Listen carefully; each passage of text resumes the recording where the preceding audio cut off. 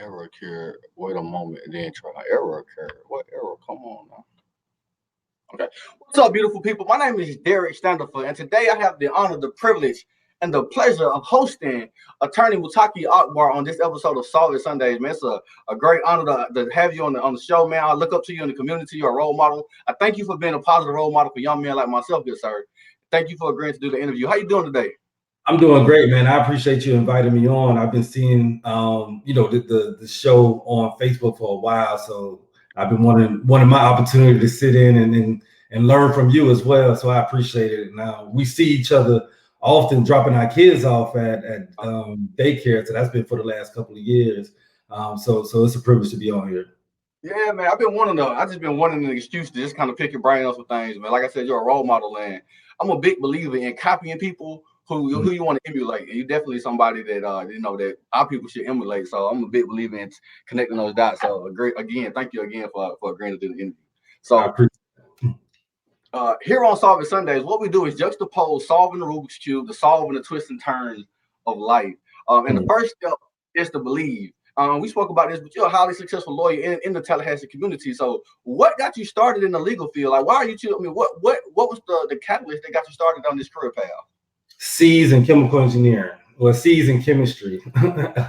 I actually started out wanting to be an engineer. So I was chemical engineer when I was in the Morehouse, and like literally it was the grades in chemistry that shifted the direction that I wanted to go into. And then I also did some internships at NASA, which is cool. It was great. It was fun, but I also showed me like that's not necessarily the route that I wanted to take. So that shifted into looking into the legal career and being a lawyer. I wanted something, one, that I can be free. I can be an entrepreneur. I could do what I want. So I knew law could do that. And I also wanted something that I could impact people. So those were a few things that kind of pushed me into that direction. That's a crazy answer because when I first came to FAMU, I was a math major, and C's and math made me switch real quick. Hey, let me stay in my lane and go to history, where I know I can be successful in. So I actually got my bachelor's in math. So I was good in math. I was interested in math, so I actually stayed in the science kind of area and stayed in math and shifted toward and that's one thing that people kind of say, math, what? Like, how do you become a lawyer and you got a math degree, but it's really nothing no specific degree that you need in order to practice law or to get into law school. So that's interesting right there. So everybody who's watching, like, if you're not in the political science or legal field, you can still become a lawyer to go to school and earn your JD. And that's it's a beautiful thing when people find success in their failures. I tell people all the time, if you're not trying anything, you're not expanding, you're not growing. And the fact that C's led to a successful degree as a lawyer, man, that's a beautiful story. So thank you for sharing that, King. Appreciate it. So step number 2, after we believe in ourselves, step number 2 of solving the Rubik's Cube, step number 2 of solving life is to solve your cross. Now, solving your cross means to identify the why, the reasons, who you want to make proud. Why are you carrying the torch that you choose to carry? So why is it that you chose to take up a career path as a lawyer, good sir, out of all things you could have did? Well, I mean, the why kind of shifted more like once I got into law school. So of course, like the what was like, okay, like these C's, trying to find something, trying to find a career. And then, so once I got into law school, it was still me trying to find that why.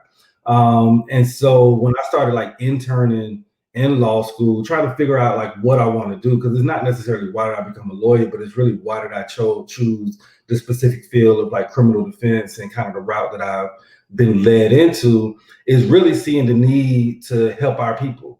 So when I went to the courthouses, I would see people that looked like me on one side of the courtroom and people that didn't look like me on the other side of the courtroom. And the people that looked like me were the people that were in shackles, that were in the prison or the county jail uniform, or people that was in regular clothes that was going before a judge for whatever reason. And the people that didn't look like me were the judges, were the lawyers, were the law enforcement, everybody else except the people that were being impacted by the system. And so I felt like my why, like I needed to be one of those people that were had some influence on the system that can even change the system, and that can even help these people that look like me, because I didn't feel like the system was really there to assist them. So that was really like my motivating force.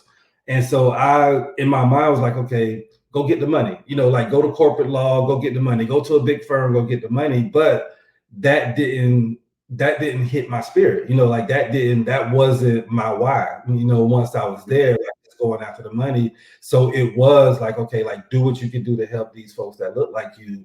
And the good thing about it, the great thing about a law degree is that it's so versatile that you can use it for so many different ways. So it's not just in the criminal courtroom, but it's in politics, it's in different fields of law. Like I've learned that it's not just in the criminal courtroom, it's in other areas that I can also use it to like help my people. I heard John Henry Clark, he's a mentor of mine from afar, and he spoke about, he said, man, look, I got a great mind. I could have been anything that I wanted to be, but my mission is to help my people. So I became a historian. He became an educator. So for you to to go to criminal law to help your people, man, that's a worthy cause. And I'm sure that's why a lot of people in the community support you. And you're a staple in the community of Tallahassee. So thank you for that. Why? Thank you for that. Why, good sir. I appreciate it.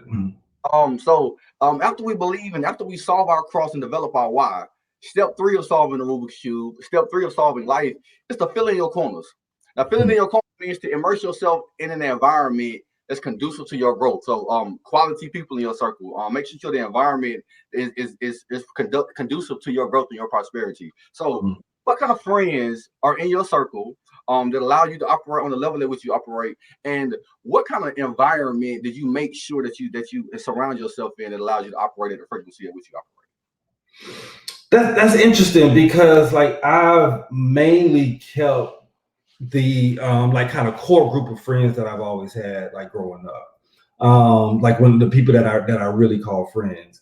And the reason being is that it's the people that like kind of hit core to my spirit. Like I can laugh with, I can joke with, I can confide in, I can like be real with them, I can cry with, I can cry too. Like all of those things are the people that to me are genuine friends.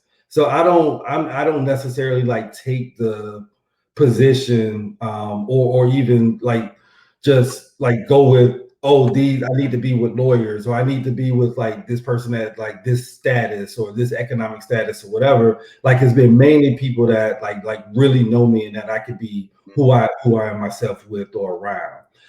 So that's like my core group of friends.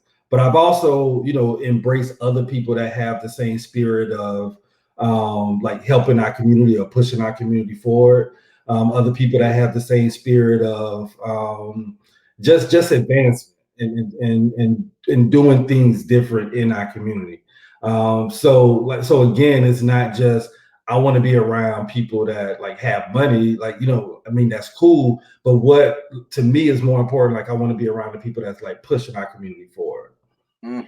So I think having people in your circle, your inner circle, who you can be yourself with. You don't have to wear a representative. You don't have to send a representative of yourself. You can just be how you want to be. You don't have to be Mutaqee Akbar. You can just be Mutaqee. Right.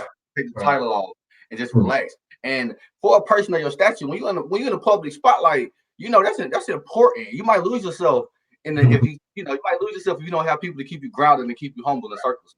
We're thankful for that. And the successful crowd, the people that you mingle with because of business relationships, because opportunity, connections. You need them quality people in your circle too, just kind of hold you accountable as well. So I think that's a good balance.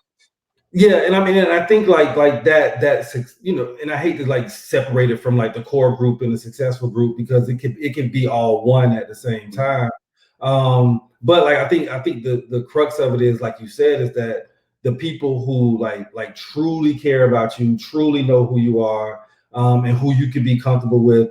And again, like I think real friends aren't necessarily cheerleaders, but people that, or yes men, but people that will hold you accountable. I think that's important to have those type of people in your circle, because sometimes I even look for that. Like I don't necessarily want to have the people like you go to and be like, hey man, what do you think about this? And like, yeah, go ahead, go for it.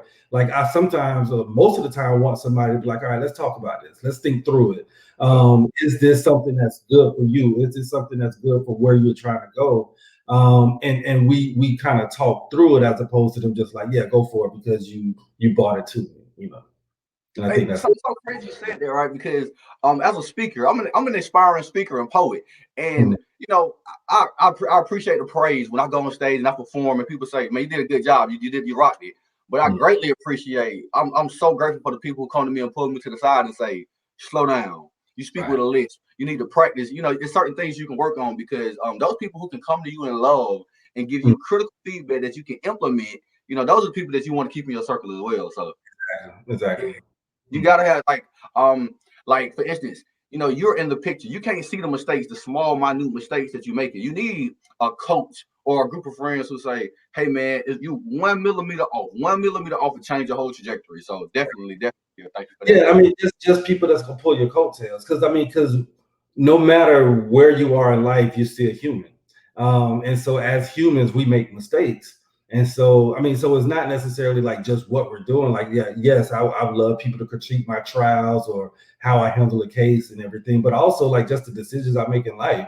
If I'm walking around frowning, I want somebody to be like, Mutaqee, why are you not smiling? Or like, what's going on? Or somebody that can kind of like touch that part of me that's not, like that other people can't, or somebody that knows you well enough to see like, hey man, you need a break or you need a vacation or something, instead of just keep going, keep going, keep going. And Mm. so the community is gonna pull you like every kind of way. But I think when you have those core group of people around you, they'll be able to kind of pull you back and ground you. And sometimes that grounding is literally grounding you, like having you sit down and try to figure some parts of your life out.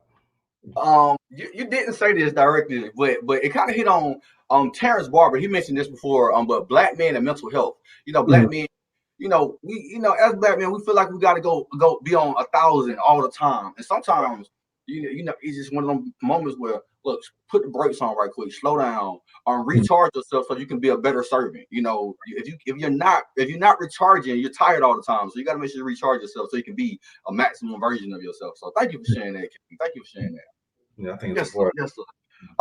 So the fourth step of solving the Rubik's Cube, after we believe and solve our cross and fill in our corners, Mm, the next step of solving the Rubik's Cube is to take it to the next level.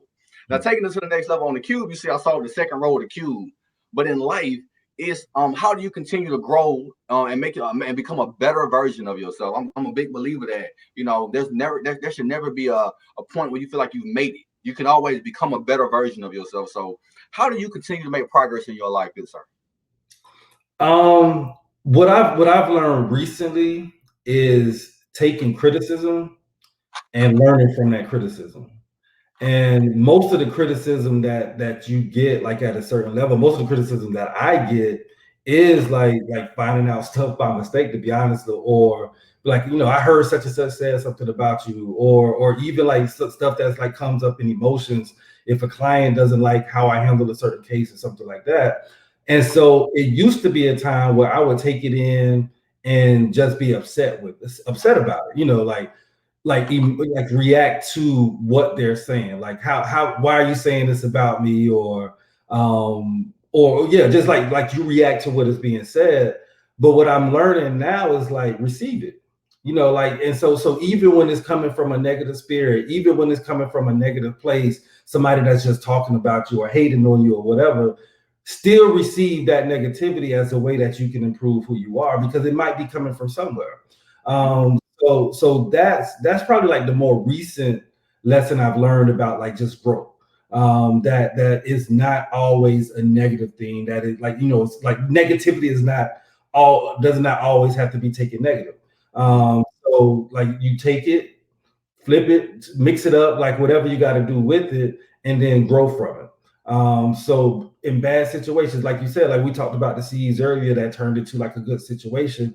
So like any situation that I think, instead of I letting something bring me down or a situation bring me down, I figure out how I can learn from it and grow from it. You mentioned this. We had last week. We had Work Class Wednesday, the Better Business Workshop, and you Mhm, mentioned, so somebody comments on your Facebook page a negative review. Use mhm, that opportunity to one comment on a review, and comment it on a way where it's not confrontational. You said you use these exact words. Where you at? I'm gonna pull up right now. So mhm. instead of being confrontational when it comes to receiving criticism, we can use it as a way to want to address it, but address it maturely. So it's out addressing that might be a better look for your business in the long run to see how you deal with criticism, how you deal with negativity. Because right. if you're not mature, if you're not mental, if you're not spiritually grounded, I'm ready for blood right now. They said something crazy about me, so I'm ready for blood. Right. I mean, our natural reaction is to defend ourselves. Our natural reaction is to respond in a way to say, like, what do you mean? If you can't correct it, like what they're saying exactly is also, why are you coming at me like this? And so, I mean, and some of it, like I said, like some of it comes from a spirit of hate. Some of it comes from a place that you just can't do anything with it. But like at the same time, like take the opportunity to explore it, to see where it's coming from, to see what you can do with it, to see if it is something that you can correct within yourself, and thank them for it. And like I said, like a lot of times we know it too. So a lot of times if it's somebody saying, hey, this person didn't call me back in time or whatever, if it comes down to business or, whatever, like, you ain't called that person back, or, you're not quick to respond in a way. So like say, so then it's like, wow, they're recognizing this. Let me figure out a way that I can fix this situation. Exactly. Thank you for that. Thank you for that good stuff. So after we believe in ourselves, solve our cross, fill in our corners, take it to the next level, that brings us to the fifth and the final step of solving the Rubik's Cube. And the last step of solving the Rubik's Cube and of solving life is to see the bigger picture. Now, seeing the bigger picture simply means to keep your commitment to your commitments. I tell the story of how I came to FAMU in 2009 and flunked out 2 years later, went to another university at Georgia State, and got a 0.0 GPA at Georgia State by not keeping my commitment to my commitments. But I had to refocus and say, I set a goal. I got to finish the goal that I set forth out for myself. So, what is your advice on keeping your commitment to your commitments, good sir? That's a good one. My advice, I mean, it's simple, is to like keep your eye on the prize and like what your goal is. And just realizing like it's ups and downs in life, period. And so like so every single stage that I've been in life, I've experienced both. Like I experienced like the peaks and the valleys. And so I tell people, to enjoy the peaks but prepare for the valleys. And so when you do that, that okay, like it's one coming, like, and then when you're in that valley, you realize that's exactly where you are. Like, okay, I'm in this valley right now, but the peak is coming. And so if it's like in school, like, okay, I flunked out. All right, I'm in this valley, but like I'm about to get to this next level. I know I'm going to get to this next level. Let me see what I need to do within this valley so I can enjoy this peak when it's coming up. So as as a student, like I got those C's that, in chemistry and chemical engineer, like saying, well, like it wasn't C's, it was F's, but it was curved to get me to a C. But I was seeing 30s and 20s and all this stuff on chemistry exams when I was a high school student taking college classes, making A's in chemistry. Then I get to Morehouse and I'm flunking. And so the peaks was like I'm salutatory in high school, but the valley is now I'm flunking in Morehouse. But then it peaked back up when I realized, like, let me shift the math, let me do these internships, let me do great. And then it was some valleys in law school trying to maneuver and figure out how to do that. When I became a lawyer, like as a public defender, and then even as a my own private practice, I came out the gate doing great. But then like it was another year before I, made a dime, so that's the peak and then that's the valleys as well. So, and even now it's the same thing. It's the same, trajectory. It's the same pattern, but I can deal with it now because like I know a peak is coming when I'm in the valley. And then I keep myself grounded and I keep myself humble when I'm at the peak because I know any day now it could be a valley. And even if it's not a valley that's coming up, I know I've experienced the valley. And I know what it took for me to get through that. And so that keep me grounded and keep me humble to not think I'm too far ahead or too high up there when I'm at a high point in my life. I got a poem called "It's in the Valleys Where I Grow." It's in the valleys where I grow. We appreciate the high points. Everybody appreciate the high points. We love when we get good news and good surprises. but we hate when we experience the valleys. But it's in the valleys where you grow, man. It's the valleys where you understand how you deal with adversity and how you deal with confrontation. I mean, we need the valleys so we can appreciate the mountain peaks. I didn't know you were salutatorian in your high school, man. So I was salutatorian at my high school as well, and that's what made the feeling so ironic. Yeah, you salutatorian in your high school and you flunking and dropping out of college, man. So you know, irony in that concept. So thank you for saying that. Thank you for saying that. One, I thank you for agreeing to do the interview, but we have officially solved the twists and turns of our Rubik's Cube with attorney Mutaqee Akbar. But there's a bonus step. And I'm sure you've seen somebody try to solve the Rubik's Cube by taking the stickers off of it. So if you try to take the stickers off the Rubik's Cube, all you're doing is messing up the Rubik's Cube.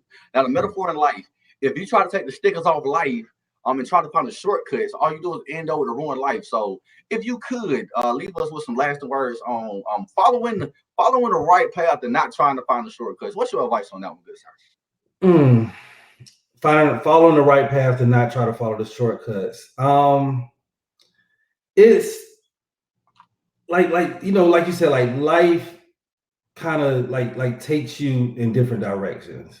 And every time I've experienced a shortcuts or not even like me or see other people try to skip ahead or take shortcuts, it just don't work out.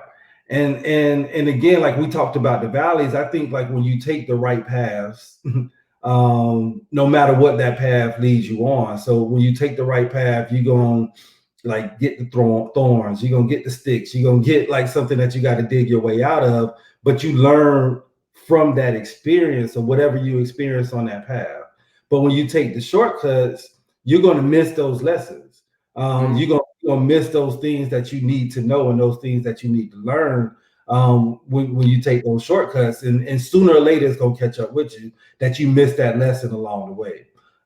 So it goes back to, you know, everything that we said, like from the beginning, you know, like you stay the course, you experience the valleys, you do all those things in order to make it where you need to go. And your path is your path, you know. And sometimes like we try to run from, you know, whatever it is that our path is, but your path is your path. Like, so a lot of my, I guess like where I am today, like it's a combination of like a praying mama, a praying daddy, you know, like me moving in spirit, and also like just real life situations that kind of push me to where I am. So I don't miss, I guess like take it for granted, like that spiritual piece of like, okay, this is where you need to be. But I also like am real with, you know, the experiences that I see and everything that's around me as well that got me to where I am. I'm gonna quote a great philosopher of our time. J. Cole once said that it's beauty in the struggle, and we need to appreciate the struggle. And it's so crazy you say that. When people when we stay the course, when we go through the trials and tribulations, man, we need to carry those burdens. God placed the heaviest burdens on the strongest people, and we need to carry the burdens the entire path of our own personalized, customized journey. You know, a lot of times we think success is a straight line, but you got to go through the valleys and the shark infested waters and all different kinds of obstacles in order to truly reach your destination and be prepared to handle. You know, Bishop T.D. Jakes, he got a sermon of advancing too fast. What if you get to a place in life where you always wanted to get to, but you're not prepared for it, and you know you're gonna do yourself more damage in that manner, in that case. So, right, and I think I mean just like to kind of go back on that, like unfortunately, I think we're living in that quick success society, or the idea of things like coming quick. So it's not so much of like, I got to do this work to get there. Let me figure out a way to get there faster instead of doing the work to get there. So, you know, like in the law field, I'm seeing like younger attorneys, like kind of like try to skip the process in order to reach the successful part. So now we got Instagram to like kind of advertise and say who you are and everything. So instead of like doing the work, learning and everything, let me flash a check, let me flash my lifestyle so people think I know what I'm doing. And then like, so they'll start calling me. But again, like if you don't like go through that process in order to get to where you need to get to the right way, you're gonna mess up, you're gonna stumble, you're gonna miss some stuff. And I mean, we see it in different areas, but I think like this idea of we can get stuff faster can kind of mess up us like kind of going through the process and taking the steps through the process to get there the right way, like you said. Follow the steps, good people. Yo, from the top of my heart to the bottom of my soul, Mutaqee Akbar, thank you for agreeing to do the interview again. Like I said, I got a lot of respect for you, King. And this is one of those cases, man. When I asked you to do the interview, you said, "Man, I've been waiting on my interview." And let me tell y'all, yeah, I was nervous to ask certain people. I'm like, man, he's too busy. He got a lot of stuff going on. He ain't gonna agree. He ain't gonna agree to do the interview. But when I tell you, man, every interaction with you is always down to earth. I appreciate you. I appreciate the energy that you always showing and the love that you always provided for me and the community of Tallahassee, good sir. And it's an honor to know you. No problem. Same here, man. I appreciate the opportunity, man. I appreciate it. Yes, sir. You can stay on for me for a hot second. For those of y'all watching, thank y'all for tuning in. Y'all be great like the lakes. Be blessed like a sneeze. And I will see y'all next Sunday at 6 p.m. Eastern Standard Time. All right. Go.